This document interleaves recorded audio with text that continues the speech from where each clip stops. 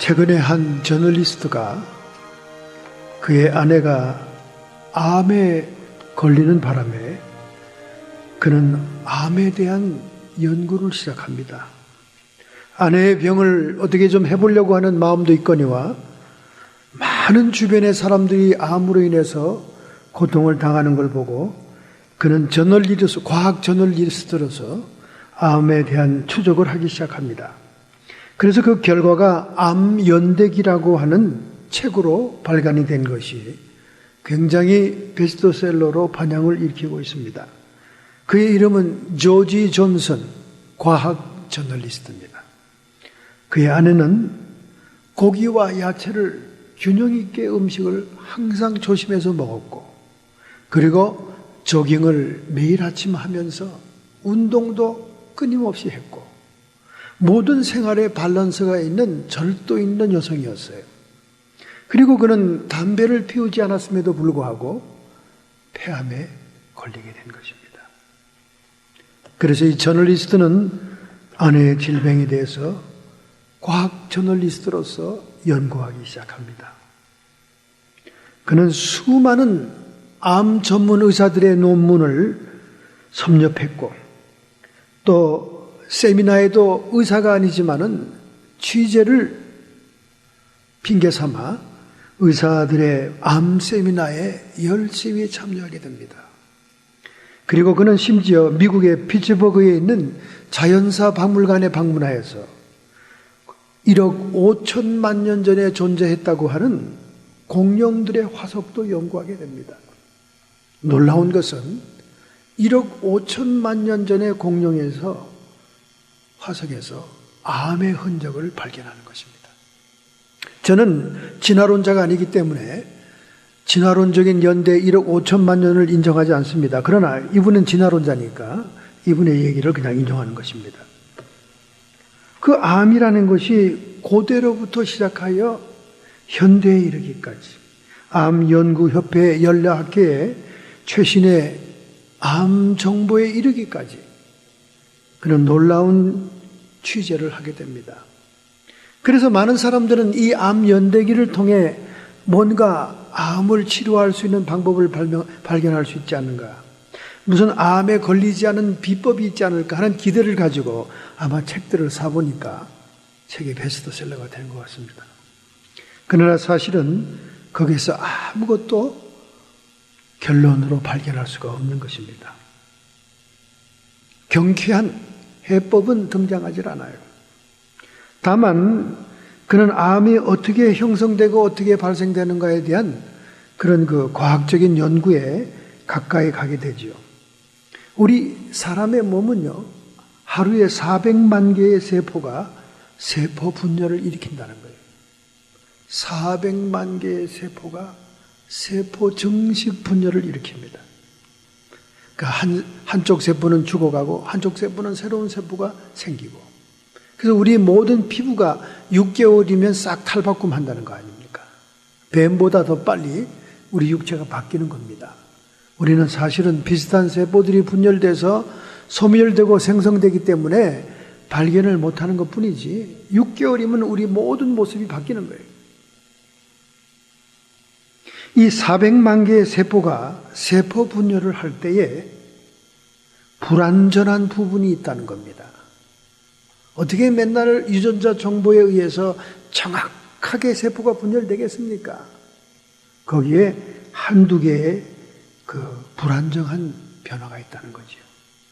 거기서 자연스럽게 세포의 돌연변이가 일어나면서 암이 생긴다는 겁니다.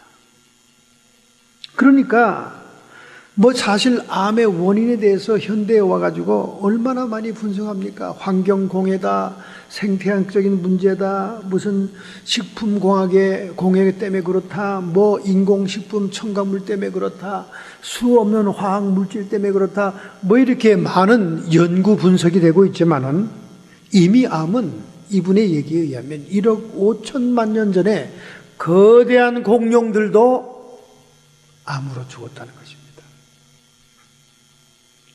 그러니까 아무리 식사요법을 조심하고 야채를 균형 있게 먹고 운동을 살뜰하게 하고 뭐 이래도 걸릴 사람은 걸린다는 겁니다. 왜 그러냐? 유전인자 속에 그 정보가 세포와 연결되는 과정에서 미스테이크가 난다는 겁니다.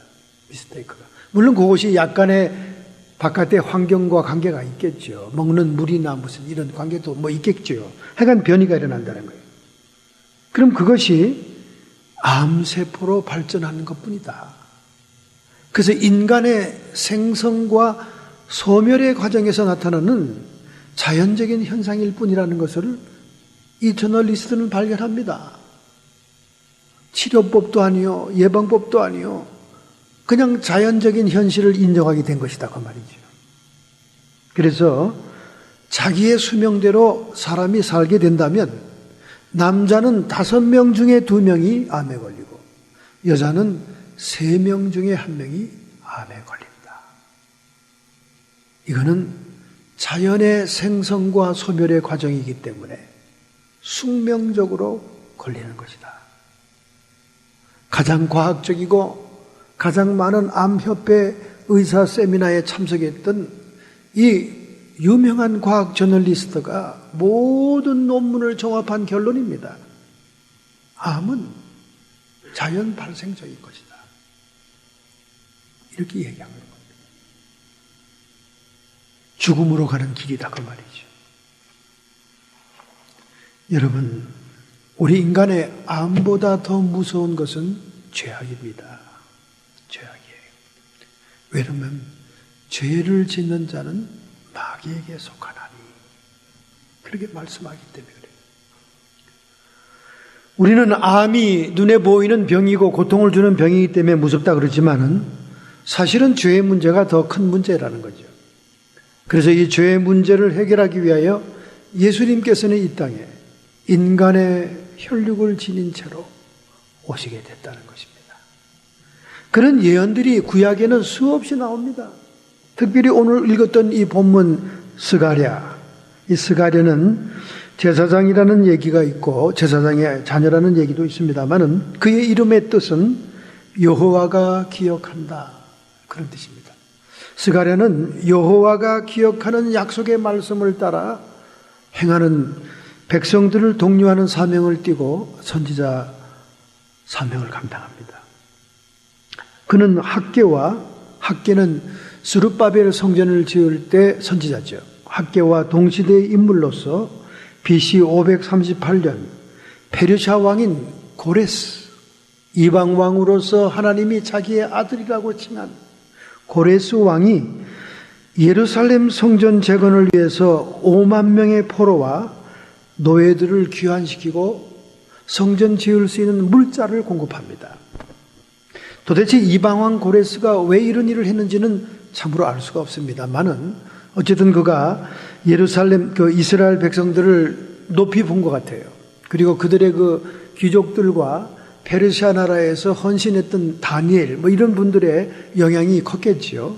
이런 그 이스라엘 백성들의 탁월함을 보고 또 그들의 신심, 여호와 신앙이 기쁨을 보고 또 하나님의 감동에 따라 그는 그 백성들을 5,000명을 놓아주죠. 그래서 그 고토로 본국으로 귀환합니다. 귀환해서 막상 먼저 성벽을 짓고 성전을 지으려고 계획을 세우고 착수하는데 주변의 국가들이 엄청난 방해를 합니다.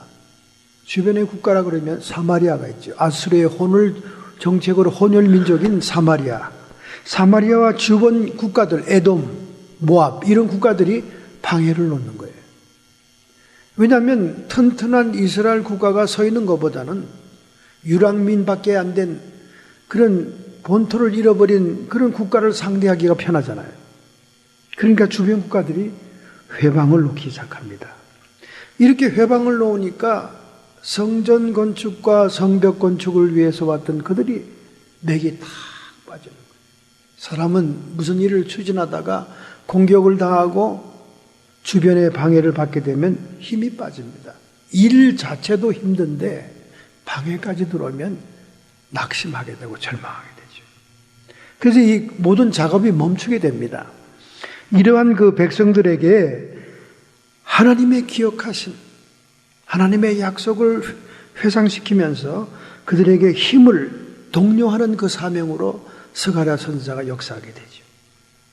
그리고 주본 국가들을 하나님의 심판하기를 원하는 기도를 드리는 그런 사명으로 사역을 합니다.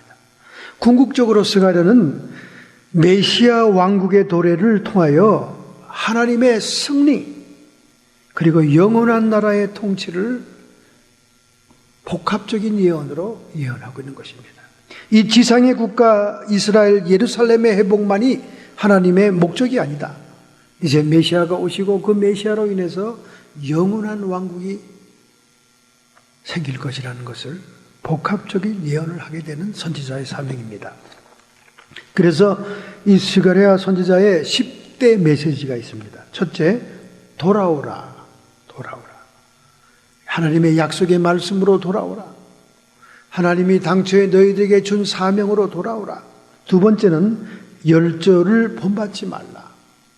열조가 우상 숭배하고 하나님을 떠나 여호와의 신앙을 버리고 이방 우상 사신을 섬김으로 이방 민족의 멸망을 받아 포로가 된 것을 본받지 말라는 거죠. 세 번째는 외쳐서 이르라.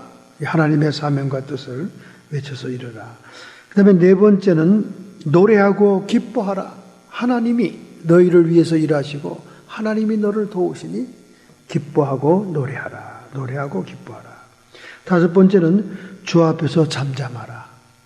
원망, 불평, 낙담, 낙심의 말, 부정적인 말을 하지 말고 주님 앞에 차라리 그런 어두운 말을 하려면 잠잠해라.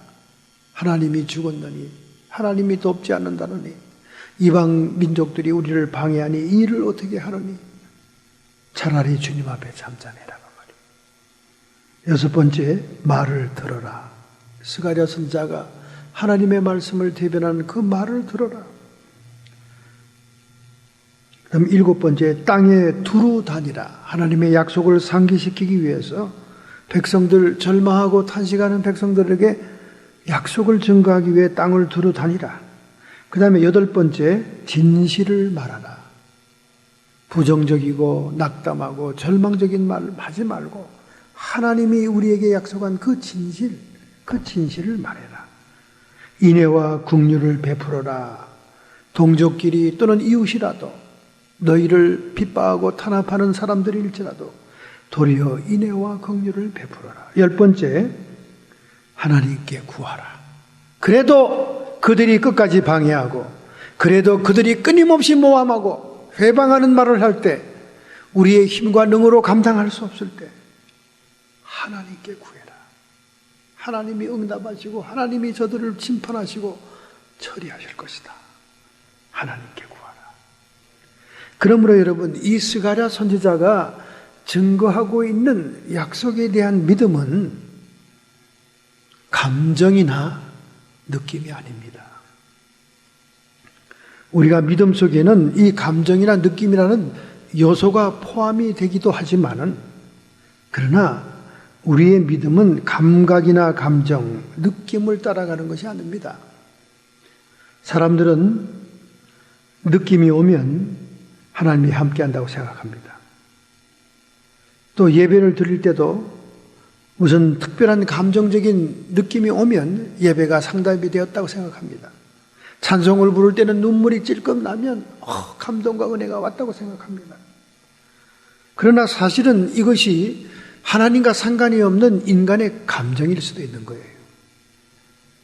믿음은 결코 우리의 감정이나 느낌, 감각에 따라 역사하는 것이 아니라 하나님의 약속의 말씀, 그 약속의 말씀 그 자체가 우리 믿음의 근거가 되어야 된다는 거죠. 그러니까 고레스 왕을 감동해서 하나님의 약속을 지키기 위해 70년 만에 이스라엘 백성을 보냈다는 것은, 그것을 믿는다는 것은 하나님의 약속에 대한 믿음이지, 와보니 이를 착수해보니 사마리아와 주변 국가들이 회방한다. 아니, 왜 하나님이 도와주시는데 회방을 해? 이런 느낌과 감각을, 믿음을 다운시켰다 그 말이지. 거기에 우리가 믿음의 수준과 기준을 둬서는 안 된다는 거예요. 하나님의 한 번 약속은 끝까지 약속이다 그 말이에요. 그 약속만 느낌과 감정과 감각에 상관없이 붙잡아야 된다 하는 말씀이 스가랴 선지자 말씀의 핵심이죠. 자, 그렇다면 너희 갇힌 자여 나오라 하는 그 말씀의 뜻이 오늘 본문에서 무엇을 의미하는가 하는 것을 우리가 보겠습니다. 첫째 9절입니다. 9절 하반절 보라 내 왕이 임하나니 겸손하여서 나기를 타나니라. 예수님의 예루살렘 입성을 예언한 말씀이에요. 먼 훗날 수천 년 후에 예루살렘이 왕으로서 예루살렘 성에 입성한다는 거예요. 왕이 오니까 다른 왕에 의해서 포로 잡힌 모든 억압에서 갇힌 데서 나오라는 거예요. 그렇습니다, 여러분. 감옥에 갇혀 있거나 포로로 잡혀 있거나 억압되어 있던 사람들이 새로운 왕이 등장하면 다 사면이 되는 거예요. 그래서 너희 갇힌 자는 나오라. 이 시점에서 얘기한다면 사마리아와 주변 국가에 의해서 방해에 의해서 낙담이 되고 정신적으로 우울증이 오고 아주 그냥 모든 것에 사로잡혀 있는 억압된 상태에서 나온다는 것과 또는 궁극적으로 모든 인생들의 죄악과 고통에서 나온다는 것, 이 모든 것을 포함해서 그것은 왕 대신 예수님의 도래로 시작된다는 것입니다. 자, 여기 우리 본문에 보면 그 왕의 특징에 대해서 9절에 나와 있죠. 시온에 따라 크게 기뻐할지어다. 예루살렘에 따라 즐거이 부를지어다. 보라 내 왕이 내게 임하나니 그는 공의로우시며 구원을 베풀며 겸손하여서 나귀를 타나니 나귀의 작은 것 곧 나귀 새끼니라. 왕 되시는 주님이 먼 훗날 미래에 예루살렘 성의 왕으로서 입성하는데 그 왕의 특징은 뭐냐? 공의롭다. 공의. 통치의 덕성을 얘기하는 거예요. 불평등이 없다는 거예요. 공의한 분이다. 공평한 분이다. 구원을 주신다. 통치의 능력을 얘기한 거죠.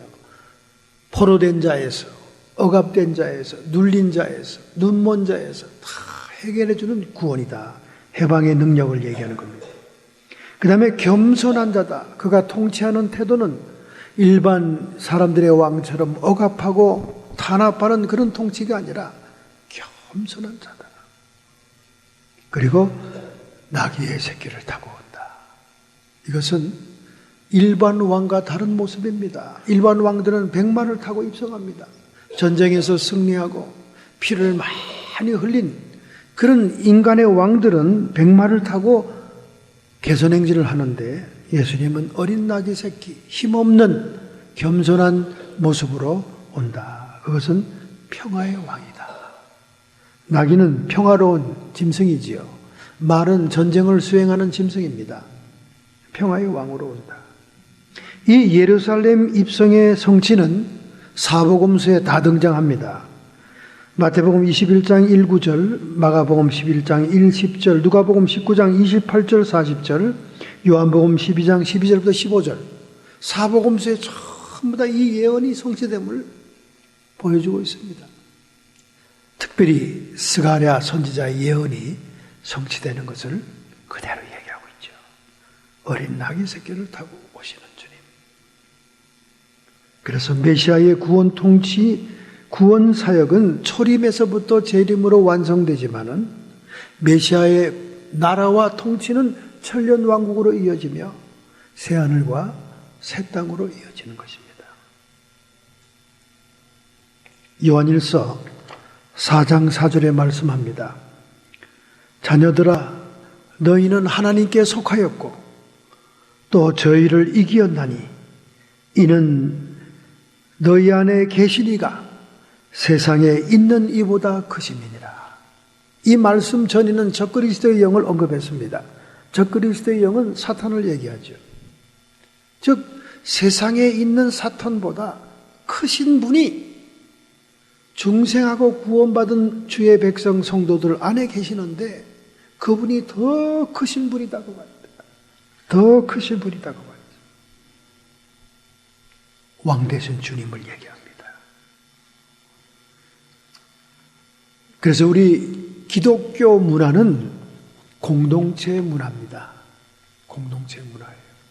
여러분과 제가 미국에 이민 왔을 때 가장 당황스러웠던 게 뭡니까? 말투에서 많이 당황스러웠죠. 말투에서. 미국의 문화는 나의 문화입니다. 나. My family, my wife, my children. my라고 그래요. 근데 우리 한국 사람들은 나의 것이라는 것이 전혀 유수도가 안 돼 있죠. 우리는 농경 문화의 출신입니다. 두레와 품앗이. 공동체 마을에서 함께 농사를 짓지 않으면 안 되는 시대, 기계가 없던 시대, 그 시대는 공동체 문화였어요. 그래서 우리 문화입니다. 우리 와이프까지도 우리 와이프 이러죠. 우리 마누라. 그럼 얼마나 우습습니까? 그러니까 미국 와서 제일 당황스러운 게 이런 말투예요. 즉 이 말투는 무엇을 얘기합니까? 미국은 개인적인 문화였기 때문에 my라는 것이 자연스럽게 쓰입니다. 그러나 우리 한국 사람들은 농경 문화, 공동체 문화, 품앗이, 두레의 문화였기 때문에 우리란 말이 아주 완전히 언어 속에 들어가 있는 것입니다. 그럼 그렇다고 해서 미국이 순전히 개인주의적인 정신밖에 없나요? 그렇지 않습니다. 미국은 기독교 문화가 밑바탕에 있기 때문에 공동체 문화가 있습니다. 있어요. 기독교는 공동체 문화이기 때문에. 그래서 시민정신, 시빌라이트라고 하는 시민정신이 뚜렷하기 때문에 개인의 자유를 누리기도 하고 자기의 권리를 주장하지만은 다른 사람의 권리와 자유도 존중합니다. 이거 시민정신이에요. 그리고 볼런티어 정신이 있지 않습니까? 자원하는 정신, 자원봉사. 이 모든 것이 시민정신이고 공동체 문화의 정신이지요. 이것은 개인 문화이지만은 그 이전에 이미 미국 사회는 기독교 문화가 자리 잡고 있다는 뜻입니다. 그런데 우리 한국은 어떻습니까? 말은 우리라고 많이 쓰지만은 이미 이제 농경 문화에서 개인주의적인 사회 문화로 바뀌고 있어요.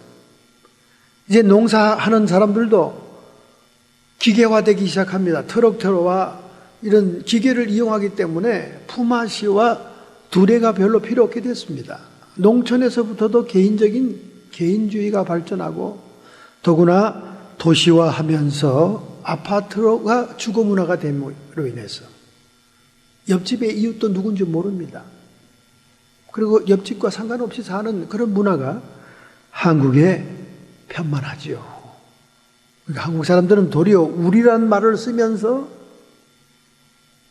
이런 남을 배려하는 것은 오히려 미국보다 약하다는 거죠. 그래서 이런 문화적인 차이 때문에 우리 미국 사회에서 사람들 간의 대화도 상당히 대화의 소재가 차이가 납니다. 우리 한국 사람들이 주로 우리 한인들이 모일 때는 화제 그 얘기들이 말이죠. 뭐 동창회나 향후회나 교회단체나 사교단체 한인들끼리 모이잖아요. 모이면 그 대화가 주로 뭐 골프라든가 또는 남자들은 군대 얘기 그리고 신앙과 교회 얘기를 많이 합니다. 우리 한국 사회 한인 교부들 가운데 여자들이 가장 싫어하는 대화의 소재가 뭐냐?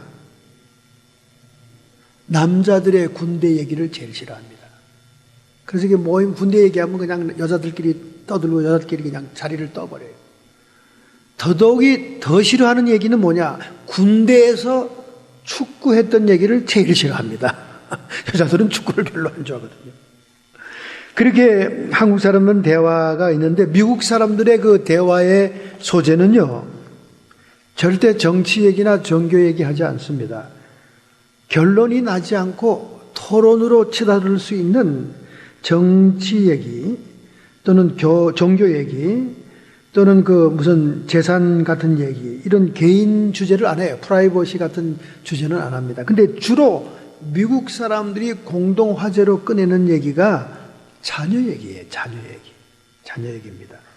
근데 미국 사람들은 비교적 솔직하기 때문에 자기 자녀들이 핸디캡이고 정박하고 자폐아라는 그런 경험을 적나라하게 솔직하게 얘기합니다.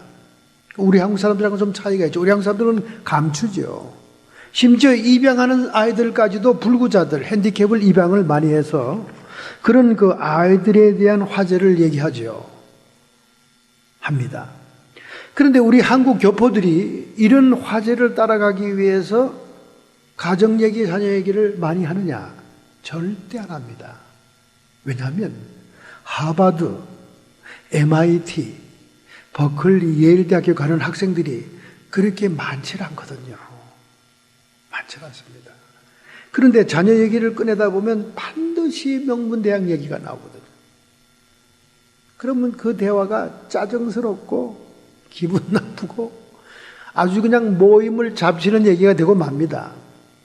그러니까 외국 사람들처럼 이렇게 자기의 약한 부분, 부족한 부분, 창피한 집안아이들이 불구자라든가 자폐아라 이런 얘기를 자유롭게 할 수 있는 그런 분위기가 아니라 한인 교포들은 다 자녀 교육을 위해서 미국에 이민 왔다는 그런 공동 목표가 있기 때문에 마치 자기의 자녀들이 명문대학을 나오지 않았으면 그것에 실패한 실패자인 양 생각이 돼서 그런 화제를 아주 싫어합니다.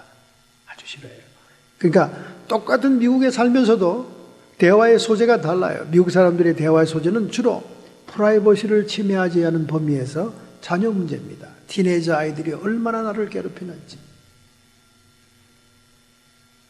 그리고 미성년자 딸들이 들어오면 부모들이 잘 때 또 나갈까봐 음료수에다 약간의 수면제를 넣었다는 등 이런 얘기들, 이런 자녀들의 키우면서 어려웠던 얘기를 적나라하게 얘기하면서 서로의 공감대를 형성하는데 우리 한국 사람들은 그렇지가 못하지요. 이렇게 문화적인 차이가 있습니다. 그러나 우리 기독교는 공동체 문화, 섬김의 문화, 서로를 섬기는 봉사의 문화다 하는 것입니다. 그런 의미에서 공산주의의 시조들, 공산주의의 이론을 형성한 사람들이 그 공산주의 이론을 초대교회 공동생활에서 뽑아온 거예요. 그것을 폭력적인 혁명으로, 계급투쟁으로 바꾼 것뿐입니다. 오늘 우리 주님이 왕 대신 주님으로 예루살렘 성에 입성했다 하는 것은 우리 기독교 공동체, 하나님의 나라의 공동체를 의미합니다. 사실은 개인주의적인 문화의 입장에서는요, 이 예수님이 왕으로 오신다, 그리고 메시아의 나라가 형성된다, 하나님의 나라가 이루어질 것이다, 이게 낯설어 보입니다, 여러분. 참 낯설어 보여요. 아니, 개인주의적으로 재밌게 살면 되지. 무슨 또 왕을 모셔야 되고, 에리자베스 여왕이냐, 뭐냐, 왕을 모셔야 되고, 왕 밑에 우리가 굽신거려야 되고, 이게 무슨 또 옛날로 돌아가는, 복고풍의 얘기냐, 이렇게 생각이 된다, 그 말이지. 근데 사실은 그런 개념이 아닙니다. 하나님의 나라, 왕 되시는 주님의 예루살렘의 입성. 이것은 당초부터 기독교 공동체 문화를 의미하는 것으로서 이것은 서로 섬기는 공동체를 얘기합니다. 여러분이 주일학교에서 들었던 예화가 있지 않습니까? 주일학교에서 들었던 예화. 많이 얘기 들었죠, 얘기. 천국과 지옥을 가본 사람들의 얘기 나오지 않습니까? 지옥을 가봤더니 이 수저 말이죠. 이 숟가락이 굉장히 길더라는 거예요. 그래서 밥을 먹는 시간에 보니까 전부 다 앉아서 밥을 퍼 먹는데 전부 다 숟가락으로 밥을 푸는데 숟가락이 기니까 밥이나 반찬이 퍼져가지고 전부 다 딴 데로 날아가더라는 거예요. 퍼가지고 입에 들어올 수가 없다는 거예요. 너무 길어서. 그래서 밥을 먹는 사람이 한 사람도 없더라는 거예요. 지역에 가보니까. 밥을 다 퍼제끼더라는 거예요. 퍼제끼. 아유, 그래서 지역이구나. 그래서 이제 천국을 가봤더니 아니 천국도 지옥하고 똑같은 광경이 벌어지고 있더라는 거예요. 똑같은 식탁에 똑같은 수저인데 막 숟갈이 길더라는 거예요. 지옥에서 본 거하고 똑같은 거네. 그런데 한 가지 다른 건 뭐냐? 각자 밥을 퍼서 자기 입에 넣으려고 용수다가 딴 데 막 버리고 해꾸지하는 것이 아니라 천국은 다 퍼가지고 옆 사람 앞 사람에게 먹이더라는 거예요. 서로 먹이니까 밥을 잘 먹더라는 겁니다. 이렇게 단적으로 어린 주일 학생에게 이런 얘기를 하는 것은 천국은 서로 섬기는 공동체이기 때문에 그렇다. 하나님의 큰 사랑 속에 모든 자들이 사랑 속에 함께 섬기는 공동체다. 그런 의미에서 왕을 생각해야 됩니다. 그냥 세상 나라의 왕, 백성들을 때려잡고 탄압하고 세금을 착취하고 굴림하고 파리 목숨 같은 그 왕권, 그걸 휘두르는 그런 독재자의 왕권을 의미하는 게 아니라 예루살렘 성에 입성하신 주님, 겸손하게 나귀를 타시고 평화의 왕으로 오셨다는 것입니다. 그렇기 때문에 우리가 주님의 이름으로 모이는 그 나라는 사랑의 공동체요, 섬김의 나라요. 거기에 왕 되신 주님을 중심으로 사랑을 나누는 곳이다. 할렐루야. 그런 의미로 생각을 해야 됩니다. 자, 그러면 우리가 갇힌 데서 나오는 직접적인 그 역사는 11절에 나옵니다. 오늘 본문 11절, 내 언약의 피를 인하여 갇힌 자들을 물 없는 구덩이에서 놓았나니. 언약의 피가 그렇게 한다는 것입니다. 여러분, 언약의 피라는 것은 십자가의 죽음을 당하시는 예수님의 피를 얘기하는 거예요. 그 예수님이 왜 피를 흘려야 되냐? 그것은 창세기 3장에서 찾을 수 있습니다. 너희가 선악과를 먹는 날에는 정령 죽으리라. 하나님을 불순종하고 하나님을 거역하는 인간에게 오는 것은 죽음입니다. 이 죽음을 대신하기 위해서 주님이 피를 흘린 거예요. 인류의 죄를 대속하기 위해서 피를 흘린 겁니다. 대속적인 죽음, 십자가의 죽음을 통한 갇힌 자들을 풀어내며 물 없는 구덩이에 빠진 자들을 건져내는 하나님의 역사다. 이 구원의 역사를 이렇게 예언적인 말로 표현한 겁니다. 그러므로 주님께서 십자가에 죽었다는 그 태도는 자기 부인과 자기 희생의 태도입니다. 예수님 자신이 하늘의 왕자, 하나님의 아들 프린스라는 자기를 부인하는 거죠. 땅의 밑바닥까지 떨어진 겁니다. 자기 부인과 결국 죽음까지 내놓지 않습니까? 목숨까지. 자기 희생을 얘기합니다.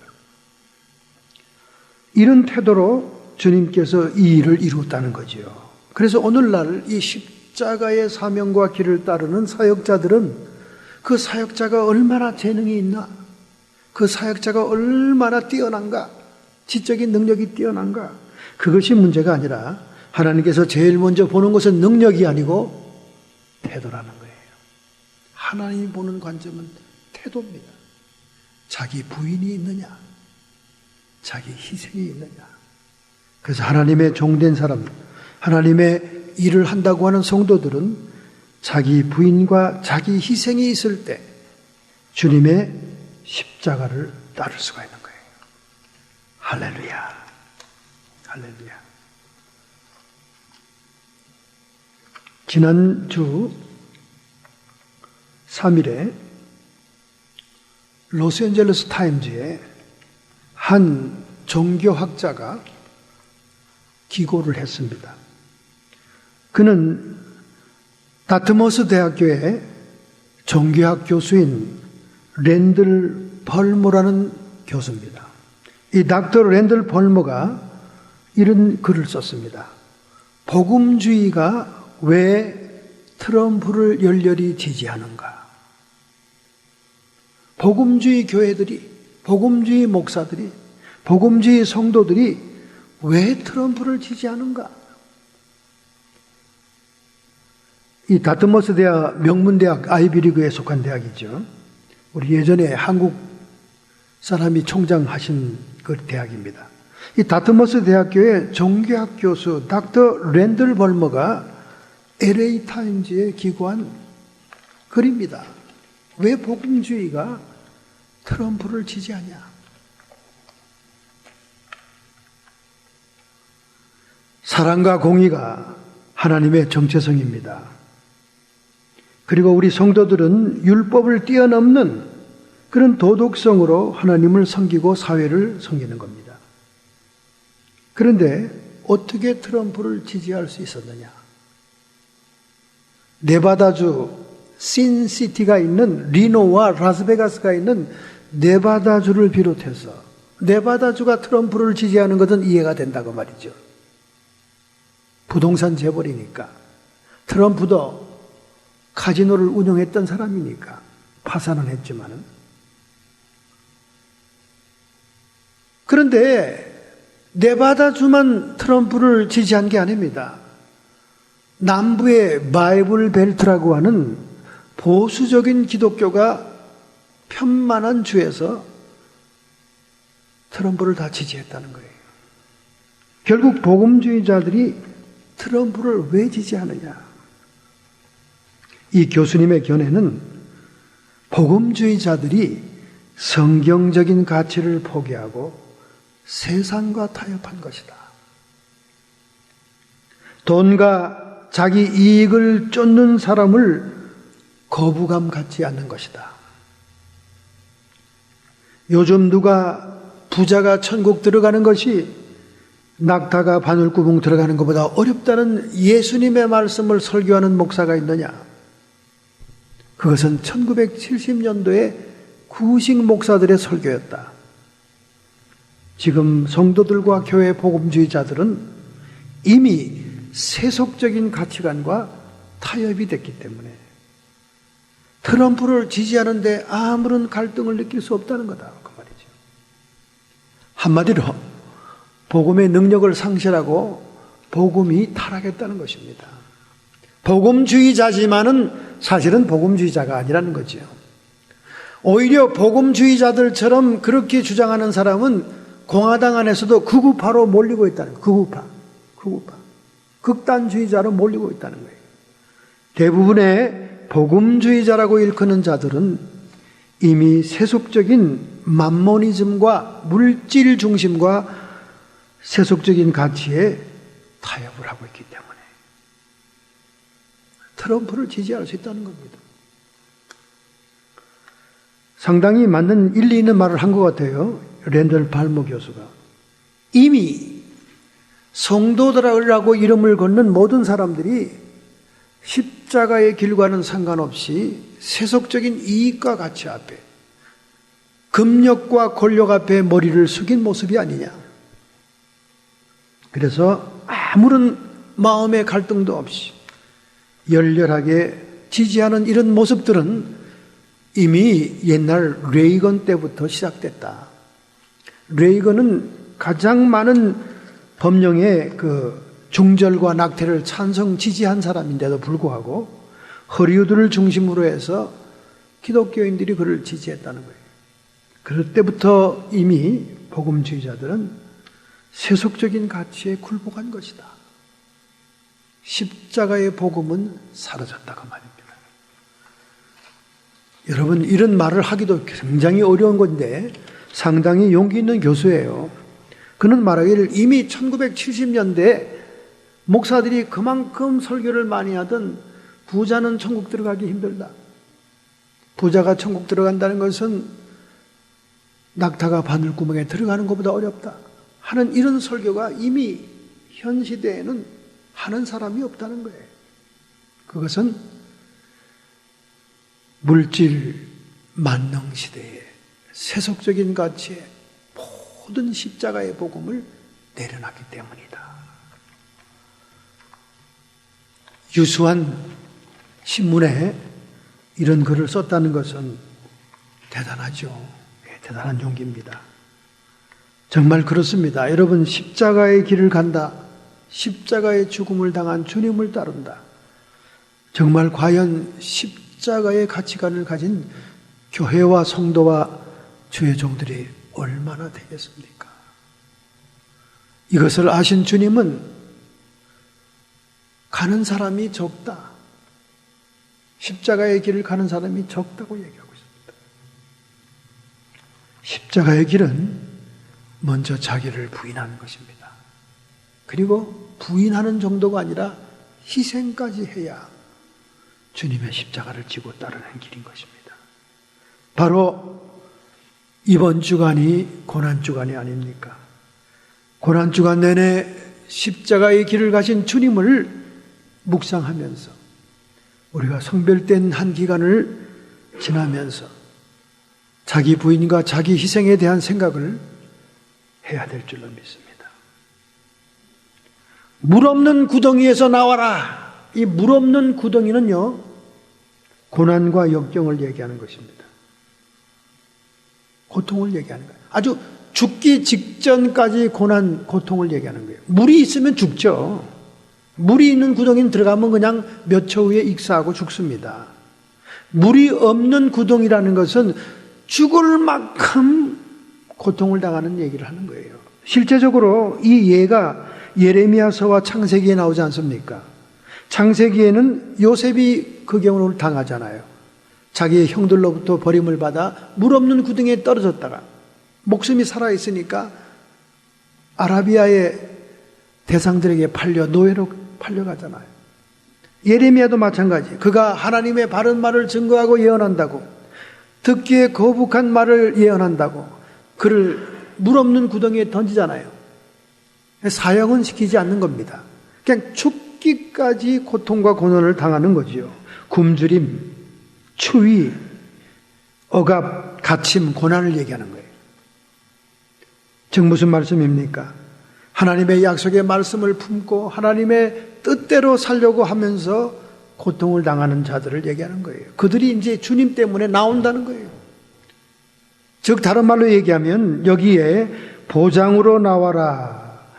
바차르라고 하는 히브리 말은 강력한 요새를 얘기합니다. 요새란 말은 전쟁 용어죠. 영적인 전쟁을 의미하는 것입니다. 즉 상대방의 사탄의 요새도 있는 거예요. 즉 무슨 말이냐? 완전한 구원, 완전한 보존으로 나오는데 사탄의 요새로부터, 사탄의 올무로부터 벗어나 나와라. 그런 뜻입니다. 즉 예수 그리스도의 십자가의 보혈과 대속은 사탄을 진멸하는 의미가 있다는 거예요. 그래서 요한일서 3장 8절에 말씀합니다. 죄를 짓는 자들은 마귀에게 속하나니 마귀는 처음부터 범죄함이니라. 하나님의 아들이 나타나신 것은 마귀의 일을 멸하려 하심이니라. 예수님께서 우리에게 오신 것은 우리를 죄에서부터 구원하는 보혈을 흘렸지만은 다른 한 면은 마귀의 일을 멸하기 위해서 왔다는 거예요. 인간의 죄라는 것이 마귀의 미혹과 유혹에서부터 하와로부터 시작된 사실을 우리가 알 수 있지 않습니까? 그러니까 인간에게는 죄의 책임이 있지만은 마귀에게는 미혹과 유혹의 책임이 있어요. 그 양쪽을 다 해결해야 됩니다. 그래서 주님이 오신 것은 우리의 죄를 해결할 뿐만 아니라 마귀의 일을 멸하러 왔다. 그러므로 사탄과 귀신, 마귀의 세력에 대한 영적인 전쟁에 승리할 수 있는 것은 예수님의 보혈의 피밖에 없습니다. 정신과 의사의 정신상담으로 되지 않습니다. 정신병약 처방으로 되지 않습니다. 귀신의 역사, 마귀의 역사는 오직 예수 그리스도의 보혈의 권세와 주님의 대속과 구속, 구원의 사역으로만 승리하는 거예요. 할렐루야. 그래서 하나님의 사자들, 주의 종들이 보람이 있는 거죠. 보람이 있습니다. 세상에 탁월한 정신과 의사들도 감당할 수 없는 일들을 주의 사자들이 할 수가 있죠. 얼마 전에 캐톨릭 계통으로 나온 흑암의 어두움의 사제들, 흑암의 사제들, 그 말도 안 되는 그 축사 의식, 너무 축사 이론에 맞지 않는 성경적인 진리에 맞지 않는 그런 영화를 만들어서 저는 아주 무시해 버렸습니다. 잘못하면 귀신론에 대해서 잘못된 인식을 가질 수 있는 영화입니다. 그러니까 제가 볼 때는 이 아마추어들 잘 모르는 감독들이 감독하고 원작자가 글을 쓴 것 같아요. 그렇지 않아요. 그렇지 않습니다. 그건 잘못된 영화입니다. 전혀 영적인 전쟁에 대해서 모르는 사람이 그 영화를 만들었습니다. 오직 예수님의 피만이, 예수님의 이름만이 갇힌 곳에서 우리를 건져낼 수가 있는 것입니다. 소망을 품고 소망을 품은 갇힌 자들아 나오라 그러지 않습니까? 소망을 품은 게 뭡니까? 하나님의 약속의 소망입니다. 구체적으로 말하면 이 시대에는 70년 만에 하나님의 땅으로 다시 돌아올 것이다. 본고향으로 돌아올 것이다. 하나님의 약속이 있지 않습니까? 예레미야에게 한 그 약속을 품은 자들, 품었지만은 갇혀있는 상태, 이러지도 저러지도 못하고 어쩔 수 없는 상태. 여러분, 하나님의 약속이 우리에게 있다 할지라도 내가 무능하고 무기력할 수가 있습니다. 아무것도 할 수가 없을 수가 있습니다. 그러나 그 소망을 품은 갇힌 자들아 나오라는 거 아닙니까? 하나님의 능력, 메시아의 권세와 능력으로 이 모든 것을 성취할 것을 얘기하는 것입니다. 할렐루야. 그 당시에는 주변국과 방해하는 민족들에 대한 하나님의 예언적인 말씀이지만은 궁극적으로는 사탄의 진멸을 얘기하고 궁극적으로는 메시아의 왕국의 도래로 사탄의 왕국에 패주할 것을 보여준 말씀이라 할 수 있습니다. 요한일서 3장 8절을 계속해서 말씀합니다. 죄를 짓는 자는 마귀에게 속하나니 마귀는 처음부터 범죄함이라. 하나님의 아들이 나타나신 것은 마귀의 일을 멸하라 하심이라. 할렐루야. 이 시간에 예수 그리스도의 권세가 우리를 억압하고 우리를 멍에 가까하고 우리를 포로된 자 되게 하는 모든 세력들로부터 해방시켜 주실 줄로 믿습니다. 할렐루야. 이런 놀라운 역사가 오늘 여러분 저에게 우리의 삶 속에 끊임없이 일어나게 될 줄로 믿습니다. 할렐루야. 사실 우리 예수님께서 이렇게 십자가의 길을 가시고 예루살렘 입성하시고 십자가 길을 가시고 또 피 흘리신 대속의 사건을 감당하신 것이 우리가 그렇게 대단한 마땅한 존재라서 그렇다고 생각하면 안 됩니다. 여러분과 저는 성경에 말씀한 것처럼 미생물에 불과한 거예요. 미생물. 최근에 엘러나 콜렌이라고 하는 분이 10% 휴먼이라는 책을 발간했습니다. 10% 휴먼. 사람은 10%밖에 안 된다는 거예요. 그게 뭔 말이야? 우리의 몸의 90%는 미생물이고 정말 나라는 존재의 세포는 10%밖에 안 된다는 거예요. 이건 또 뭔 말이야? 갈수록 태산이네. 여러분, 이 태평양 바다에 보면 산호초가 있어요. 산호초.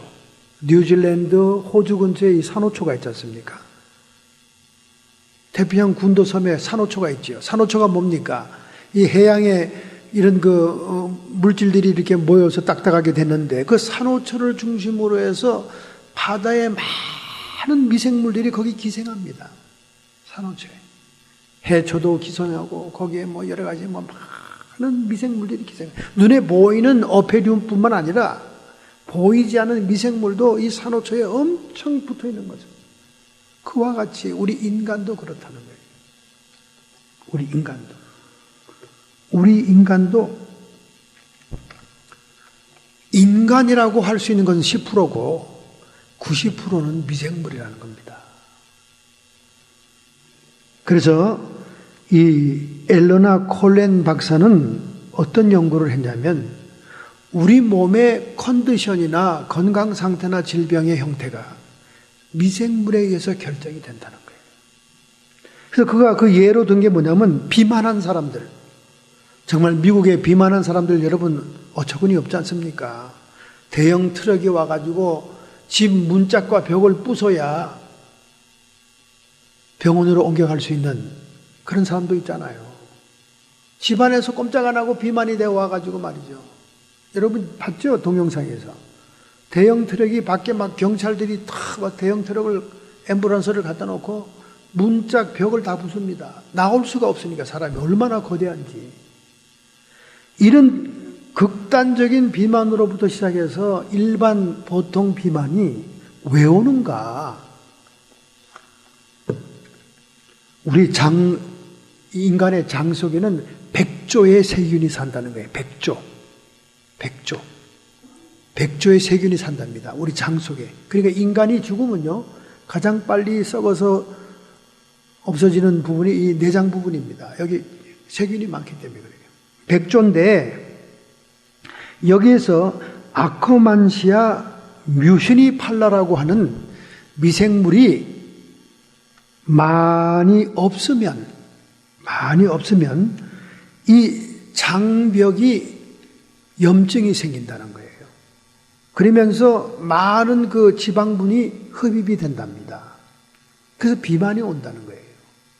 그러니까 이분의 얘기는 아코만시아 뮤시니팔라라고 하는 미생물이 부족한 사람에게 비만이 오는 현상이 아니냐 이렇게 얘기하는 거예요.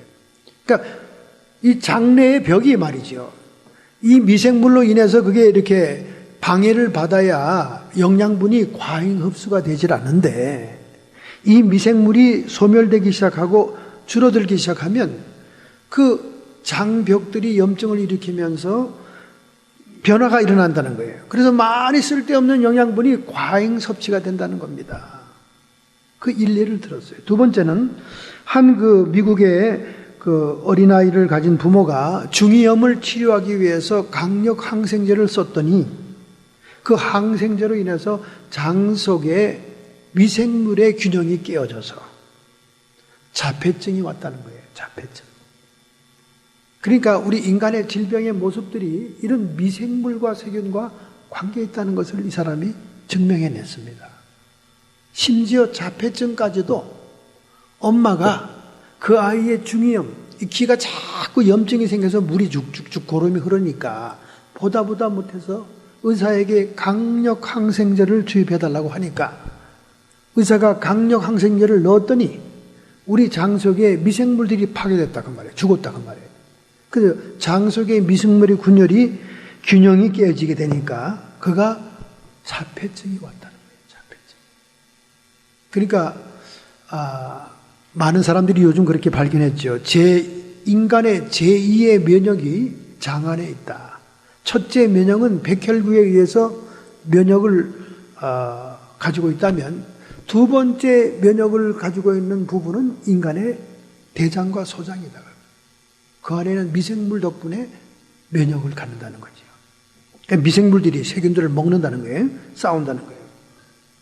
그래서 이분이 세 번째로 주장한 게 뭐냐면, 그렇다면 아주 건강한, 완벽하게 건강한 사람들의 대변 속에서 미생물을 추출해가지고 그 미생물을 건강하지 못한 사람들의 장 속에 넣어주면 되지 않냐. 그것을 지금 시료하고 있다는 거예요. 일리가 있는 얘기죠, 여러분. 일리가 있는 얘기입니다.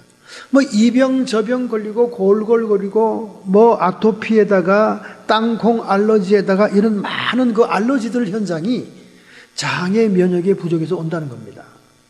그래서 이런 거 없이 건강한 사람, 장을 통과한 대변 속에서 미생물을 추출하여 그 미생물을 장 속에 넣어주면 건강한 사람처럼 알러지가 없어진다는 거죠. 땅콩 알러지, 아토피, 꽃가루 알러지 이런 것들이 사라진다는 겁니다. 이런 미생물 요법을 발견한 닥터입니다. 엘로나 콜렌 박사. 이분의 주장이 인간은 10%밖에 인간이 아니다. 10% 휴먼. 그리고 90%는 이 모든 인간의 세포 속에 붙어있는 미생물의 장소다. 그 말이에요.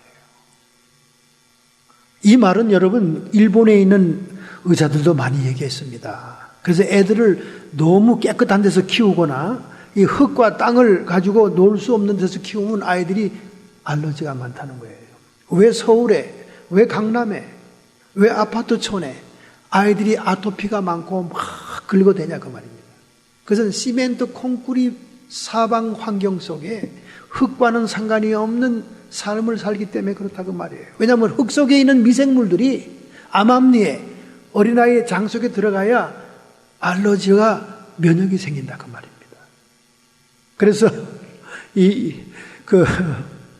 일본의 이 의사는 적당한 기생충도 있어야 되고 또 아이들이 적당히 지저분한 환경에서 자라야 오히려 건강하다. 옛날에 내과에서 그냥 그 민물 구정물에서 목욕하고 뭐 빨고벗고 왔다 갔다 해도 얼마나 건강하게 자랐습니까?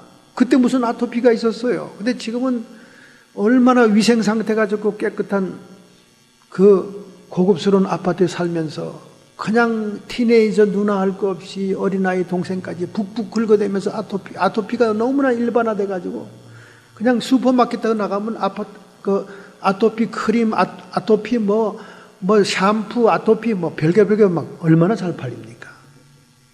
이런 면역의 불균형은 장 속에 미생물이 없기 때문에 그렇다는 거예요. 그러니까 그냥 먼지 치우자고 성화를 부리는 우리 사모님도 좀 이제 절제를 할 필요가 있을 것 같아요. 너무 결벽증은 오히려 병을 가져온다는 거. 예. 여러분과 제가 이렇게 미생물입니다. 이런 존재예요. 이런 존재임에도 불구하고 우리 주님은 저 하늘 보좌에서 이 땅에 내려오셔서 낮은 종의 모습으로 피 흘리시며 십자가의 길을 가시며 아무든지 나를 따라오려거든 자기의 십자가를 지고 나를 따르라. 우리를 부르시지 않습니까? 정말 이 미물 같고 정말 이 미생물 같은 이 우리의 존재를 위해서 그토록 주님께서 피를 흘리신 겁니다. 저는 성경을 읽다가 중학생 때 제일 이해가 안 되는 부분이 뭔지 아십니까? 마태복음 24장에 나오는 마음을 다하고 뜻을 다하고 목숨을 다하여 주 너희 하나님을 사랑하라. 이게 이해가 안 되더라고. 아니 하나님 장사도 이익이 남아야 장사를 하는 건데 본전까지 다 털어서 주님께 바치면 도대체 우리는 뭐 먹고 뭐 하고 삽니까? 그 말이 저는 이해가 안 되더라고. 너무 성경이 진리인데 과장법 쓰는 거 아니냐? 너무 사람들에게 너무 그냥 바닥까지 긁어가려고 그러는 거 아니야? 마음을 다하고 뜻을 다하고. 이거는 정말 신명기 6장에 나오는 이스라엘 백성의 핵심적인 쉐마의 말씀이거든요. 마음을 다하고 뜻을 다하고 목숨을 다해 하나님 사랑해라. 저는 깨달았습니다. 언제? 제가 주님의 핏값을 깨달았을 때. 주님이 자신을 다 내놓았기 때문에 우리 보고도 다 내놓으라고 그러는구나. 할렐루야. 저는 그때 깨달았어요. 그 펑펑 울었습니다. 몸부림쳤습니다. 주님이 우리에게 100%를 요구했을 때는 주님이 이미 100%를 다 드렸기 때문입니다. 이게 십자가예요, 여러분. 이게 십자가입니다. 오늘 여러분과 저는 이렇게 주님이 모든 피와 진액을 쏟아놓을 만큼 귀중한 가치 있는 하나님의 자녀예요. 사실 물리적으로 화학적으로 미생물에 불과한 저희들이지만 하나님이 우리를 위해 이렇게 하셨기 때문에 그렇게 요구하십니다. 그리고 또 이렇게 다 드리면 또 하나님이 또 다 돌려주세요. 또 참 희한하신 분이에요. 그렇기 때문에 우리는 마음 놓고 주님께 사랑과 섬김을 드릴 수 있는 것입니다. 이렇게 고난주간을 통해서 살기로 작정하신다면 여러분의 가슴에 손을 얹기 바랍니다. 여러분의 마음에 작정하고 결단하시기 바랍니다. 미물 같은 존재인 저희들을 위해 피와 땀을 흘리시고 온 몸을 쏟아놓으신 주님, 우리도 주님처럼 살겠습니다. 주님처럼 자기 부인과 자기 희생에 십자가의 길을 가겠나이다. 주님, 저희들을 붙잡아 주시옵소서. 평생 동안 감당할 수 있는 능력을 주시옵소서. 이렇게 결단하시기 바랍니다. 하나님 아버지, 저희들은 주님께서 왕으로 예루살렘 성에 입성하신 것을 찬양하고 호산나를 불러드립니다. 그 후에 주님께서는 십자가의 길, 고난의 길을 가셨고 나를 위하여 피 흘리신 그 피 흘림을 감격하고 감사하여 마음을 다하고 뜻을 다하여 목숨을 다하여 주님 사랑하고 싶습니다. 하나님, 이런 사랑 드릴 수 있도록 저희들이 감당할 능력을 주시옵소서. 자신을 부인하며 자신을 희생할 수 있는 십자가의 길을 감사와 기쁨으로 가게 하옵소서. 이렇게 결단하는 성도들을 축복하시며 육체와 정신에 역사하는 모든 질병들을 예수님의 피 흘리심으로 치료하여 주었사오니 깨끗함을 받게 하여 주시옵소서. 나사렛 예수의 이름 권세로 명하노라. 우리의 앞길을 회방하고 끊임없는 물 없는 엉덩이에 역경과 고난을 가져온 세력들은 예수님의 이름 권세로 쫓김받고 떠나갈지어다. 하나님 아버지, 주님이 주시는 평화와 기쁨, 평강 속에서 오직 주님만을 위한 생애를 살아가는 저희들 되게 해 주옵소서. 예수님의 이름으로 감사하며 축복하며 기도하옵나이다.